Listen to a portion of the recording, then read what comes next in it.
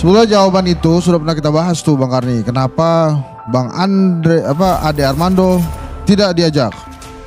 Karena Bang Ade Armando ini akademisi, bukan influencer.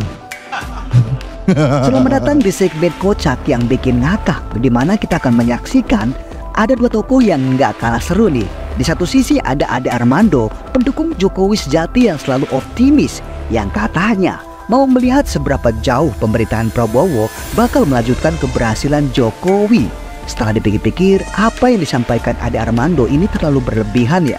Merasa Mulyono ini presiden yang berhasil membawa Indonesia gitu ya. Padahal ya bobrok. Tapi saya mulai buat para penonton, penonton perlu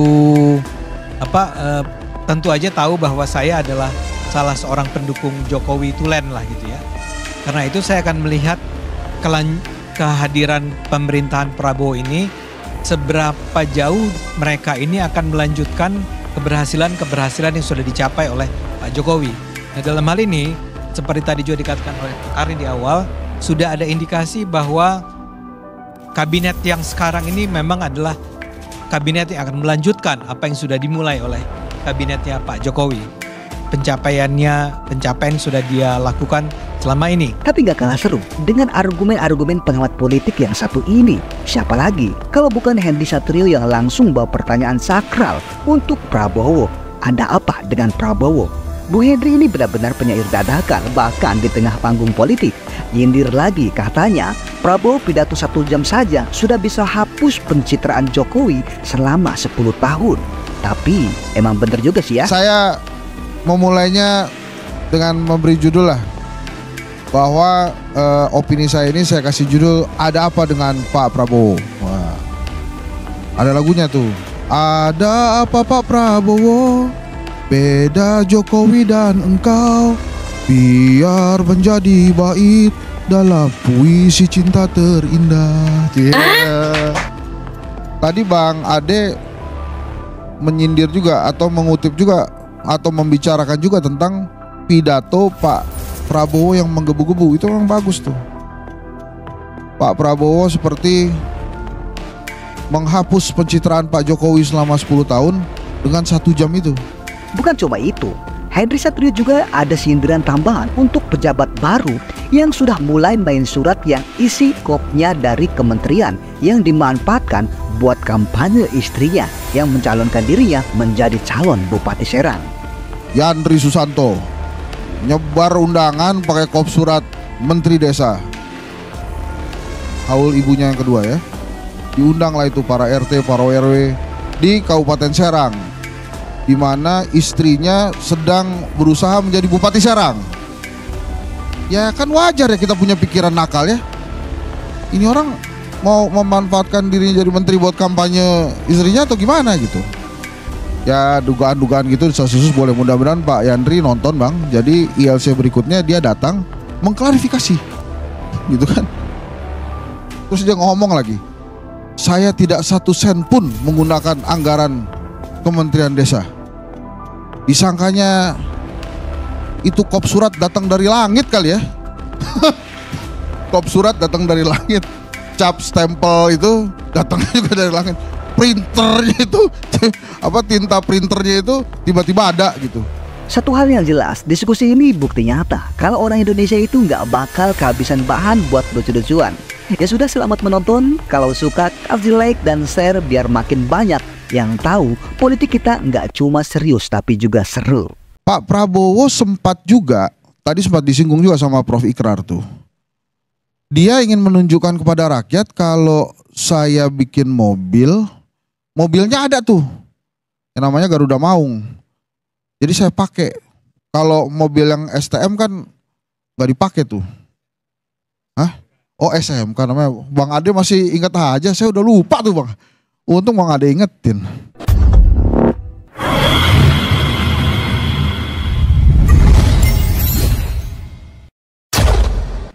Assalamualaikum warahmatullahi wabarakatuh. Waalaikumsalam. Sebetulnya jawaban itu sudah pernah kita bahas tuh Bang Karni. Kenapa Bang Ade Armando tidak diajak? Karena Bang Ade Armando ini akademisi, bukan influencer. Bang Karni gini, ini Saya memulainya dengan memberi judul lah, bahwa opini saya ini saya kasih judul ada apa dengan Pak Prabowo. Wah, ada lagunya tuh. Ada apa Pak Prabowo, beda Jokowi dan engkau, biar menjadi bait dalam puisi cinta terindah. Yeah. Aduh, itu Bu Meli Guslo tuh yang bikin, wakil rakyat kita. Jadi kenapa saya kasih nama itu, apa kasih nama opini saya itu atau kasih judul saya ada apa dengan Prabowo? Karena kan pengumuman Menteri Pak Prabowo itu kalau saya nggak salah jam 10 ya. Selesai jam 12. 12.30 itu di warung-warung kopi, di media sosial langsung ngomong kapan ya reshuffle-nya. Baru dipilih. Belum juga pergi tuh para menteri dari istana. Terus kita ngomongin di kapan reshuffle-nya ya. Padahal sore harinya masih ada pelantikan wamen. Jadi artinya banyak juga rakyat.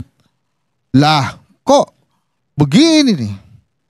Ada 17 orang yang diumumkan di hari itu adalah menteri-menterinya Pak Jokowi. Yang memang sudah kita bahas juga waktu di catwalk Kartanegara itu kan satu-satu datang tuh para menteri itu. Tapi terus kemudian dilantik, rakyat langsung memberikan opininya segera. Ini kabinet 100 menteri atau 100 hari nih. Jadi 100 hari reshuffle. Masa belum apa-apa udah ngomongin reshuffle ya? Nah, saya setuju tuh tadi sama Bang Ade tuh. Kita kasih kesempatan aja sama Pak Prabowo untuk menjalankan pemerintahan, menjalankan kabinetnya. Tapi kan ini menarik loh kalau kita ngomongin kenapa kemudian pendapat masyarakat sebentar lagi ada reshuffle nih. Berarti belum ajak nih menteri-menterinya. Banyak juga yang bertanya. Kan kalau kita tarik mundur. Bertanya atau berharap? Mungkin berharap juga ada tuh. Jangan ngeliatin saya Bang Margarito. Nanti Bang Margarito disangkanya yang mau yang berharap itu. Teman-temannya udah masuk semua ya Bang ya. Makanya tuh. Pak Prabowo juga sih ngumumin hari Senin. Coba hari Kamis Abang masuk tuh.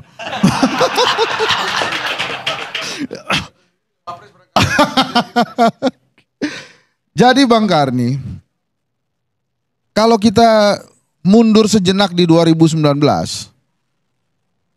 itu kan seperti kapal Pak Jokowi ini oleng lah.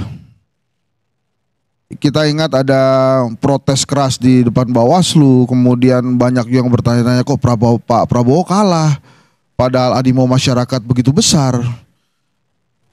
Kemudian Pak Jokowi ini canggih juga. Supaya tidak oleng ini kapal, penyeimbangnya masuk. Pak Prabowo masuk di kabinet. Jadi berlayar ini kapal, tidak oleng lagi. Begitu kita masuk Pilpres, wah sang penyeimbang ternyata bersiap men-take over kapal itu kan. Saya pikir juga gitu, begitu Pak Prabowo menang, wah kapal di take over nih. Ternyata nggak gitu kan. Dari komposisi kabinet kita nggak melihat seperti itu. Masih pemilik lama maksudnya. Masih pemilik lama. Ternyata nggak jadi take over. Kita sempat bahas juga. Sebetulnya ada apa dengan peristiwa Solo? Karena kemudian keesokan harinya langsung diumumkan kabinet dengan gaya catwalk di Kertanegara. Nah balik lagi yang tadi. Tadi Bang Ade menyindir juga atau mengutip juga atau membicarakan juga tentang pidato Pak Prabowo yang menggebu-gebu. Itu memang bagus tuh. Pak Prabowo seperti menghapus pencitraan Pak Jokowi selama 10 tahun dengan 1 jam itu. Bolehlah kita bangga G20, kekuatan ekonomi ke-16 terbesar. Tapi kalau rakyatnya miskin, buat apa? Terus dia cerita juga tentang 70 tahun yang masih mengayuh becak. Buat apa? Dia belum merdeka, itu bukan arti kemerdekaan katanya. Keren ya. Besok harinya Kakak Pigai minta 20 triliun. Besok harinya juga Yandri Susanto nyebar undangan pakai kop surat Menteri Desa. Haul ibunya yang kedua ya. Diundanglah itu para RT, para RW di Kabupaten Serang. di mana istrinya sedang berusaha menjadi Bupati Serang. Ya kan wajar ya kita punya pikiran nakal ya. Ini orang mau memanfaatkan dirinya jadi menteri buat kampanye istrinya atau gimana gitu. Ya dugaan-dugaan gitu desas-desus boleh, mudah-mudahan Pak Yandri nonton Bang. Jadi ILC berikutnya dia datang mengklarifikasi gitu kan. Terus dia ngomong lagi, saya tidak 1 sen pun menggunakan anggaran Kementerian Desa. Disangkanya itu kop surat datang dari langit kali ya. Kop surat datang dari langit. Cap stempel itu datangnya juga dari langit. Printernya itu tinta printernya itu tiba-tiba ada gitu. Belum lagi ya jodannya ya. Belum lagi yang nyebar. Udah pokoknya gitu. Gua ngomongin kop surat aja lah. Karena bahasanya dia itu tidak 1 sen pun anggaran Kementerian Desa. Tapi nggak tahu ya. Ini kan pada saat kita ngobrol ini besok mereka pada ketidar tuh. Mustinya digojlok paling kenceng tuh. Pak Yandri itu sama Pak Prabowo tuh. Tapi ya nggak tahu lah. Mudah-mudahan Pak Prabowo manggil Julhas ya.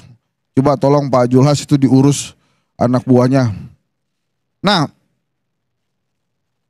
kan inti dari pidatonya Pak Prabowo sebetulnya sudah ditulis di bukunya yang berjudul Paradoks Indonesia itu.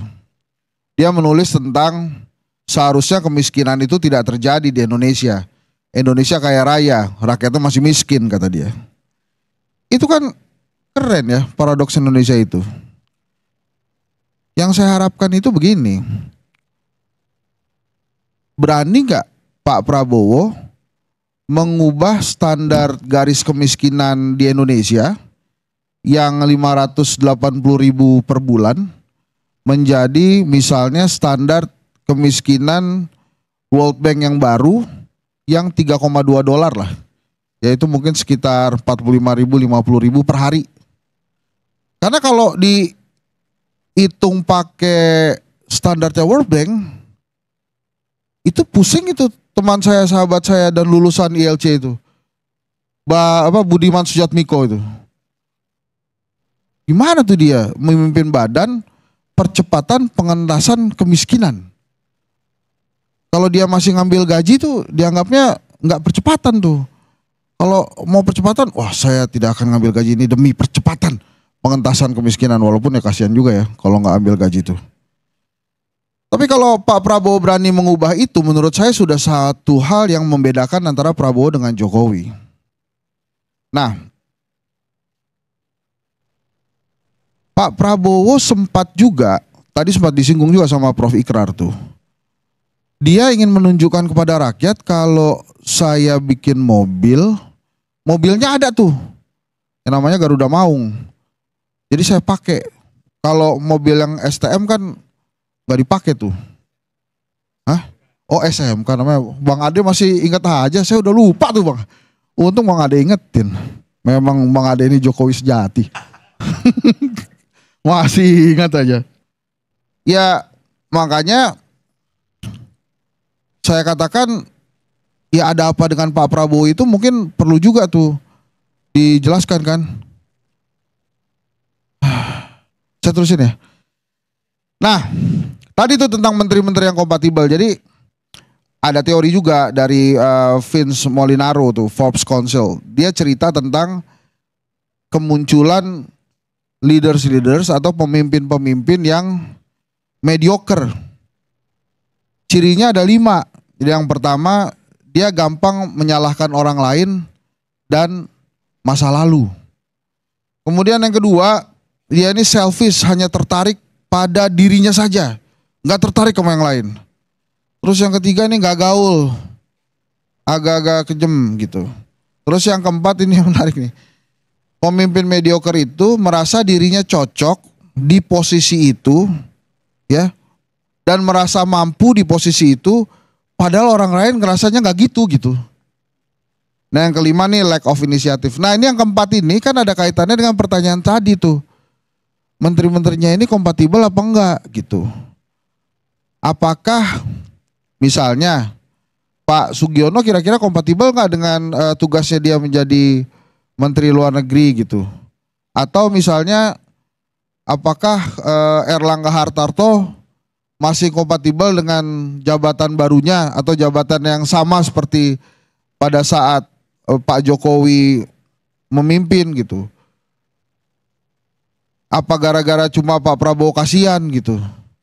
Karena kan udah nggak jadi ketua Golkar, masa iya dia nggak jadi menteri lagi? Dan terus dia harus satu kabinet dengan Bahlil. Saya yakin mereka kalau ketemu nggak ngomong tuh. Paling kalau ngomong, bro, sehat bro, aman bro, udah, gitu kan? Coba kebayangin ada Erlangga sama Bahlil di satu kabinet gitu. Kira-kira ngobrol nggak? Kalau di grup WA aja, dua-duanya pasti pengen jadi admin. Karena kalau salah satu jadi admin, yang satu bisa ngeluarin yang lain tuh. Ini apaan sih nih? Ada orang ini gitu. Terus lagi misalnya ada Karding dengan Muhaimin Iskandar. Itu kan kita udah tahu kalau mereka itu berseteru juga.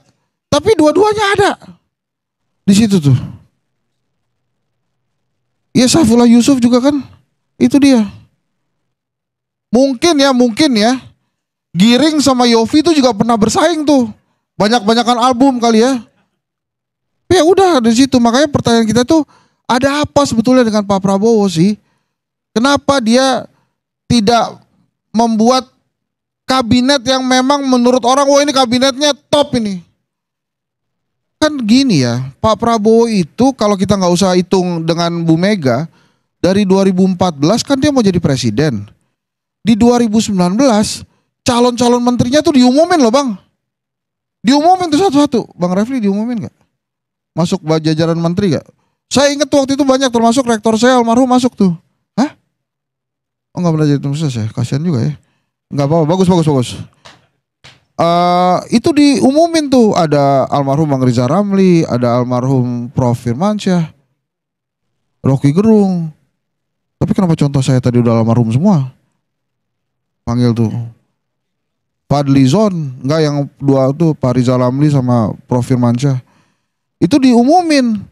Tapi kan nggak ada tuh kemarin yang diumumin tuh, nggak banyak tuh yang muncul. Ada Fadli Zon lah. Jadi waktu Pak Prabowo ngumumin 2019, saya nonton di TV itu kalau nggak salah di Surabaya tuh diumuminnya. Kita tepuk tangan tuh, wih, boleh juga ini. Deretan Pak Fuad Bawazir diumumin juga kalau nggak salah waktu itu di Surabaya ya. Ada kan ya?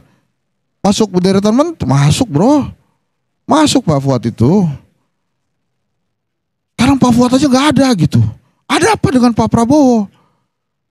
Kenapa? Aduh, itu sudahlah. Tapi saya melihatnya kabinet ini memang disiapkan untuk tidak satu periode, disiapkan untuk 2 periode. Karena dengan menomenklatur kementerian baru, mungkin baru bisa kerja itu di tahun ke-2,5, tahun ketiga. Tahun keempat sudah persiapan Pilpres 2029. Itu juga kalau Mas Gibran gak maju ya. Kalau Mas Gibran maju tuh, di tahun keempat udah kocar-kacir juga tuh kabinet. Ada yang menuju, ada yang bela Pak Prabowo, ada yang bela Mas Gibran. Kalau Bang Ade Armando pasti bela Mas Gibran kan. Enggak, itu kalau itu terjadi, masa sih? Ini udah lincah loh dia tuh. Lincah banget Pak. 2 periode ya. Nah itu dia, siapin 2029. Terus karena memang mungkin kerjaannya banyak ya, maka kemudian semuanya dirangkul. Tapi Pak Prabowo itu kita pernah bahas, Pak Prabowo ini baik banget. Dia ingin semuanya tuh masuk kabinet kecuali Bang Margarito. Bisa aja ntar ngomongnya. Semuanya masuk loh Bang. Yang baru 9 bulan ngebelain Prabowo tuh masuk. Yang udah dari 2014 ngebelain Prabowo belum tentu masuk. Aduh enggak, saya gak curang gitu. Ini lagi cerita. Tapi wajar loh. Jadi kalau main bola, sepak bola itu ada yang main dari menit pertama. Kemudian di menit-menit injury time ada yang masuk pemain pengganti, dia yang ngegolin. Nah yang diinget itu ya pemain pengganti yang ngegolin. Yang dari menit pertama gak diinget ya lo gak ngegolin. Gimana caranya mau nginget. Jadi ya kalau saya mah biarin aja gitu. Jadi sabar ya Bang Margarito. Ya, soalnya saya sama Bang Margir itu kan sering ngobrol ya, jadi saya pikir ini kakak saya aja, jadi saya ketawa-ketawa lah. Nah, kira-kira apakah benar akan ada reshuffle dalam waktu dekat?